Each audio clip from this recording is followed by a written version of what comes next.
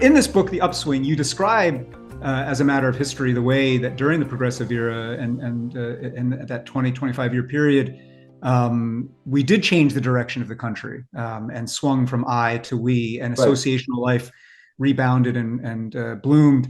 And implicitly, you tell that story because you're trying to tell Americans today that it did happen before in circumstances quite like this. It could happen again now. And to your point, here are the things we need to do. And here are the things we need to do, right? And so I want to go to that, and particularly thinking about people in philanthropy and people in realms that are adjacent to philanthropy, whether they are grantees and so forth. But what can people who are part of the Chronicle of Philanthropy's family and ecosystem, what can we be doing right now to be part of the upswing, to accelerate that upswing? And what counsel would you give? You give counsel, behind you is a picture of you in the cabinet room with President Obama, as you had with others. And, you've given counsel at the White House, and you are a deep believer that, the other office, the office of citizen, small c citizen, is one where we need counsel as well. And so what would you counsel people in the world of philanthropy? Let me say if I can do 2 or 3 things quickly. One, young people. The last time, young people are better at leading revolutions. Old people are better at knowing that you need. I'm old enough to know I actually lived through this, at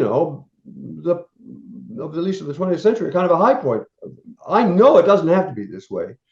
Kids, not my grandchildren, actually do not even, have they've ever lived, and my children have actually never lived in a period which was getting better. They lived in a period in which things have been getting worse. So old people have the advantage of knowing it doesn't have to be this way, but they're not the people who know what to do next. I'm not a good advisor for, what kinds of connections will work best and engage people's hearts in, 2040 or something like that. My grandchildren may be able to do that. So young people, and the last time it was young people who did this. So I do not mean, and now I'm talking to the philanthropist, I do not mean making sure you've got a young person on your board or something. That's not it. It means taking them seriously, not wallpaper, but actually all their answers are not right, but they're more likely to have right answers than older people. Does that make sense? I don't want to make. Totally I'm not saying young people are flawless, and some of their ideas are dumb, but that's where we have to take them seriously. Listen to them. Secondly, local.